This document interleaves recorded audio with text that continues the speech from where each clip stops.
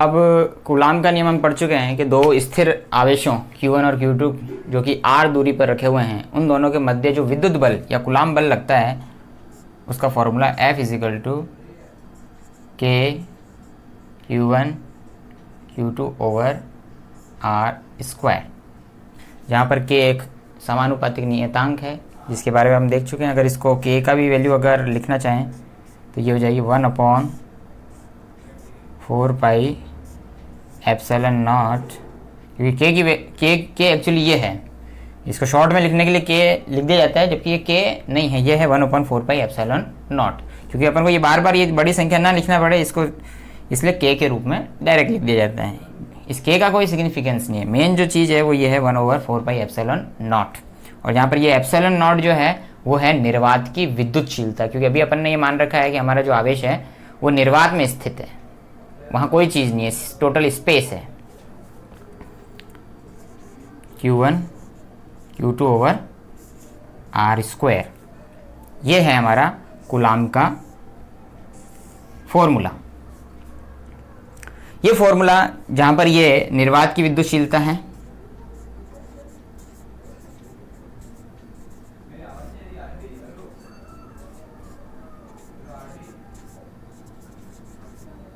विद्युत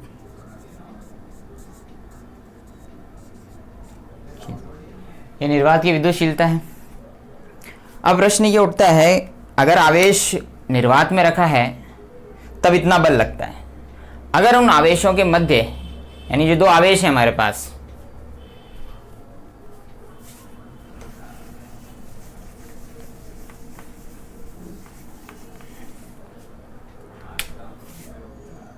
Q1 और Q2, इन दोनों आवेशों के मध्य कोई माध्यम हो, यानी ये किसी माध्यम में रखे हों, मान लो हवा में रखे हुए हैं या मोम में रखे हुए हैं या जल में रखे हुए हैं या किसी रबर में रखे हुए हैं, तो इनके मध्य क्या उतना ही बल लगेगा जो निर्वात में लग रहा था? हमको ये पता है कि ये जो आवेश हैं,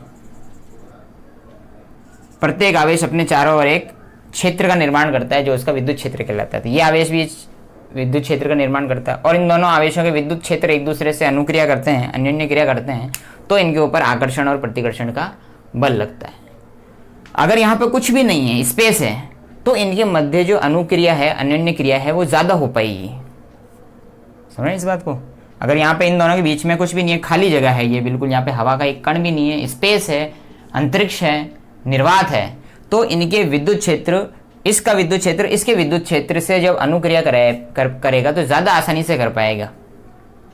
लेकिन यदि इन दोनों आवेशों के मध्य कोई अन्य माध्यम रख दिया जाए, जैसे जल रख दिया जाए या वायु रख दिया जाए या और भी मोम रख दिया जाए या कांच रख दिया जाए और कोई सुचालक या धातु की कोई वस्तु रख दी जाए, तब इन दोनों के मध्य की जो अनुक्रिया है या इन दोनों के मध्य जो लगने वाला कूलाम बल है वो प्रभावित होगा।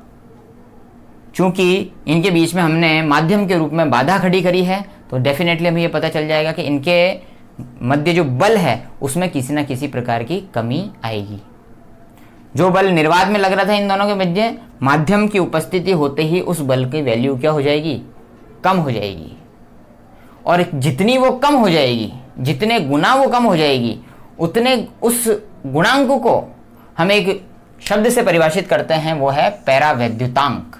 इंग्लिश में बोलते हैं डाई इलेक्ट्रिक कांस्टेंट, और एप्सिलॉन r से उसको व्यक्त किया जाता है।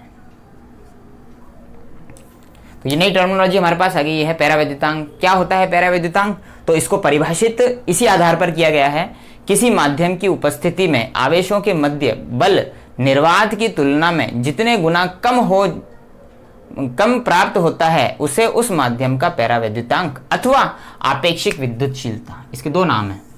इसको पैरावैद्युतांक भी बोलते हैं और आपेक्षिक विद्युतशीलता भी बोलते हैं। माध्यम का पैरावैद्युतांक या आपेक्षिक विद्युतशीलता।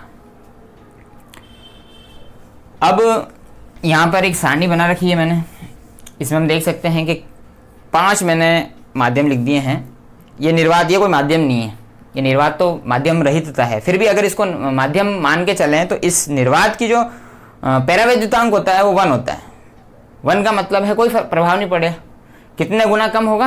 1 गुना, कोई कम नहीं हुआ, यानी निर्वात का पैरावैद्युतांक कितना माना गया है? 1। कोई निर्वात कोई माध्यम नहीं है, लेकिन इसका फिर भी पैरावैद्युतांक निश्चित किया गया है, वो है 1, यानी इसके एप्सिलॉन आर की वैल्यू निर्वात के 1 रखी जाती है। हवा का पैरावैद्युतांक निर्वात से थोड़ा सा ही अधिक होता है, 1.00056, इसको लगभग अपन 1 ही मान सकते हैं, यानी हवा और निर्वात ये लगभग कोई ज़्यादा इफेक्ट नहीं डालेंगे आवेशों में, इसलिए जब भी हम हवा की बात करते हैं तो उसको निर्वात समझ लेते हैं। कोई क्वेश्चन सब जब हम सॉल्व करेंगे तो अगर वो हवा में रखे हुए रहेंगे आवेश, तो हम उसको ऐसे ही मान के चलेंगे कि वो निर्वात में रखे हुए हैं, क्योंकि इसकी वैल्यू लगभग बराबर है। निर्वात की 1 होती है, हवा की 1.000 के बाद चौथे और 5वें नंबर पर 2 अंक हैं छोटे, तो ये कोई डजंट मैटर। जल के लिए पैरावैद्युतांक कितना होता है? 80। जल का पैरावैद्युतांक 80 है। इसका मतलब क्या है कि अगर 2 आवेशों के मध्य जल रखा हुआ है तो वो उन आवेशों के मध्य निर्वात में लगने वाले बल को 80 गुना कम कर देगा। मान लो उदाहरण लेते हैं, 2 आवेश हैं Q1 और Q2, इन दोनों के मध्य लगने वाला बल मैं मान लेता हूं, बल है मेरे पास 800 न्यूटन बल लग रहा है। कितना बल लग रहा है? 800 न्यूटन, और ये निर्वात में रखे हुए हैं। कहाँ पे रखे हुए हैं? निर्वात में रखे हुए हैं। जैसे ही मैं इन दोनों के बीच में जल प्रविष्ट करा देता हूं, जल का मतलब है चारों तरफ जल भर देता हूं इसमें, तो इन दोनों के बीच में जल हो जाएगा। अब निर्वात ना रह करके यहां पर क्या हो जाएगा? जल। तो जल क्या करेगा? क्योंकि जल का पैरावैद्युतांक कितना है? 80। जल का पैरावैद्युतांक है 80, तो ये जल, इनके मध्य जो निर्वात में बल लग रहा था 800 न्यूटन, इस 800 न्यूटन को 80 गुना कम कर देगा, यानी 80 का भाग दे देगा। तो ये हो जाएगा हमारे पास कितना? 10 न्यूटन। यानी अब जल में रखे हुए हैं ये आवेश, तो जल की उपस्थिति में इन पर बल कितना लगेगा? 10 न्यूटन। निर्वात में कितना लग रहा था? 800 न्यूटन। ये कम क्यों हो गया? क्योंकि माध्यम की उपस्थिति। इतना कम क्यों हुआ? क्योंकि इस माध्यम का, जल माध्यम का पैरावैद्युतांक होता है 80। एक बात और ध्यान रखने वाली बात है, ये जो पैरावैद्युतांक है एप्सिलॉन आर, ये एक मात्रक विहीन राशि है, इसका कोई मात्रक नहीं होता है। तुम कहोगे जल का पैरावैद्युतांक 80 है, 80 क्या? तो यहां पर कोई भी इसका मात्रक नहीं है, ये मात्रक विहीन राशि है।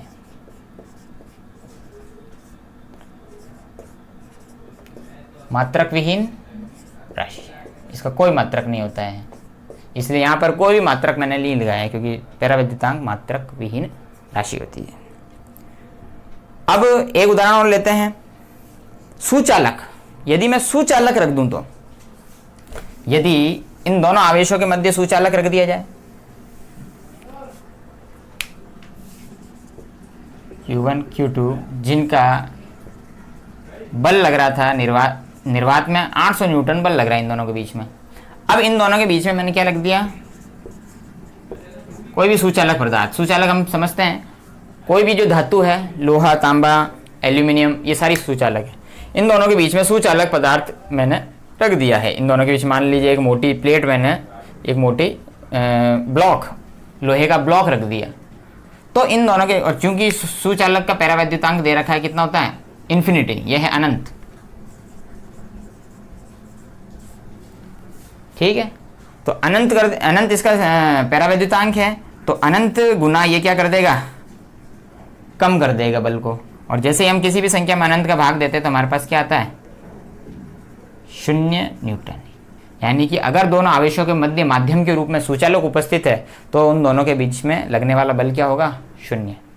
ये फिक्स बात है कि 2 आवेशों के मध्य अगर कोई धातु आ जाती है, तो वो धातु उन दोनों के बीच में कोई बल लगने नहीं देगी। अब चाहे वो धातु इतनी मोटी हो, चाहे वो इतनी पतली प्लेट रख दूं मैं, तो भी बल नहीं लगेगा। चाहे कहीं भी रख दूं, इस प्लेट को यहाँ रख दूं, लोहे की प्लेट को, चाहे यहाँ रखूं चाहे यहाँ रखूं, क्योंकि इन दोनों के बीच में एक धातु आ चुकी है, इसका पैरावैद्युतांक अनंत होता है, और वो इन दोनों के बीच में कोई बल लगने नहीं देगा, यानी उनके बल को 0 कर देगा। यानी कहने, और दूसरे शब्दों में कहें कि उनके बल को अनंत गुना कम कर देगा। अनंत गुना कम कर देना, अनंत गुना छोटी 0 ही हो सकती है। ठीक है,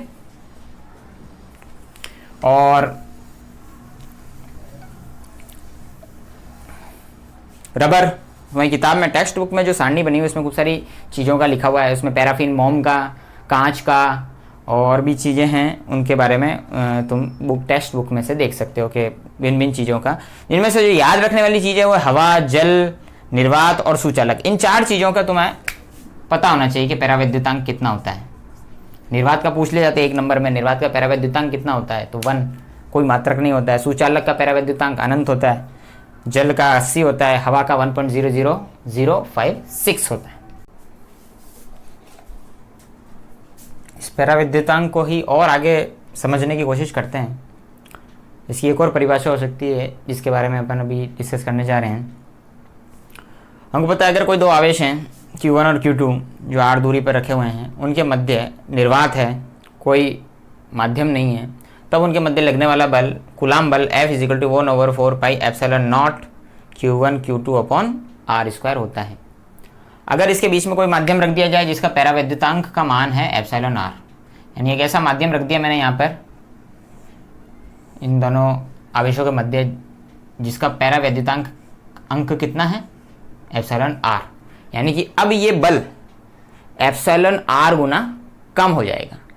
तो ये निर्वात की अवस्था में बल था, निर्वात की अवस्था में बल को हम F0 से व्यक्त कर रहे हैं। माध्यम की अवस्था में बल को हम Fm से व्यक्त कर रहे हैं, तो माध्यम की अवस्था में बल कितना हो जाएगा 1/4πε0 Q1 Q2/r² अपॉन ε r।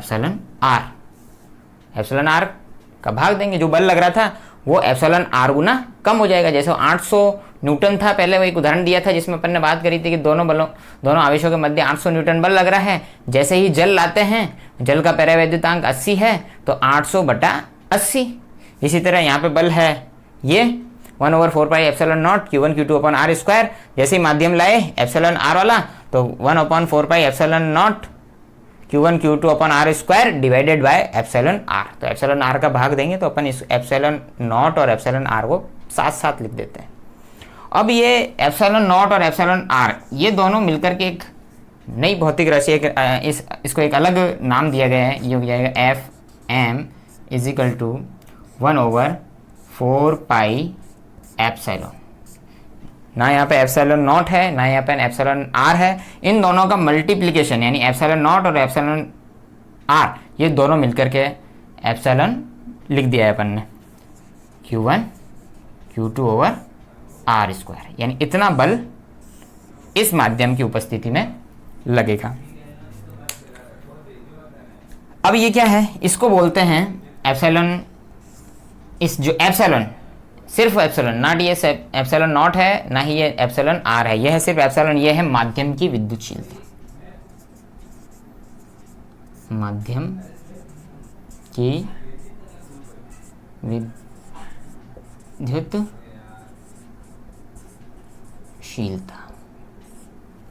माध्यम की विद्युतशीलता।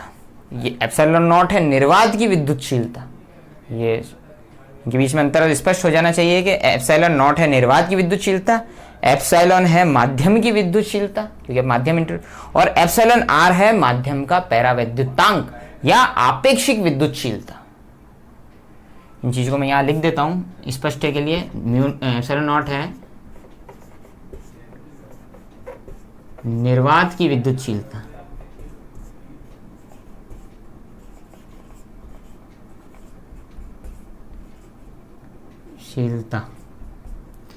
ε r है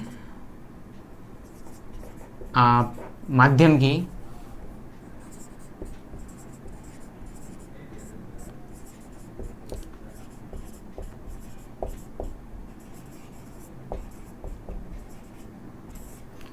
और एप्सिलॉन सिर्फ एप्सिलॉन है जो कि एप्सिलॉन = ε0 और ε r इन दोनों के गुणनफल के बराबर होता है, वो है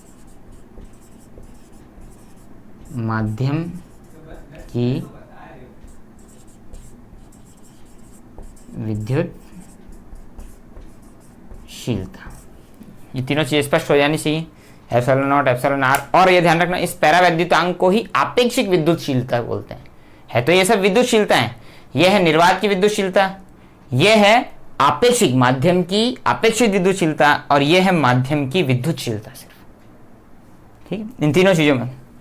तो अब हम आते हैं एक नई परिभाषा के रूप में परावैद्युतांक को परिभाषित करेंगे कि परावैद्युतांक जो होता है निर्वात या वायु, ये देखो निर्वात या वायु, क्योंकि निर्वात और वायु दोनों का परावैद्युतांक लगभग लगभग बराबर होता है। निर्वात के लिए 1 होता है, वायु के लिए 1.00056 होता है, तो इसको लगभग लगभग बराबर मान के चलते हैं। इसलिए निर्वात या वायु में आवेशों के मध्य बल बटेवा अभिष्ट माध्यम में आवेशों के मध्य बल।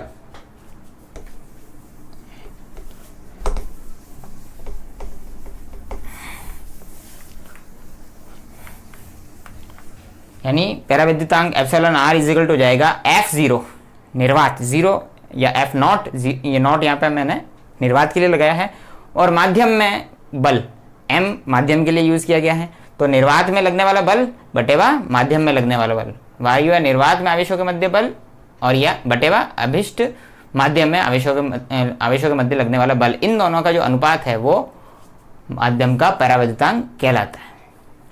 इसको और आगे अपन समझें तो एप्सिलॉन आर को मैं लिख सकता हूँ, वहाँ पर मैंने अभी देखा है हमने 4 pi epsilon naught Q1 Q2 over r square divided by F M को मैं लिख सकता हूँ 1 ओवर 4 पाई एप्सिलॉन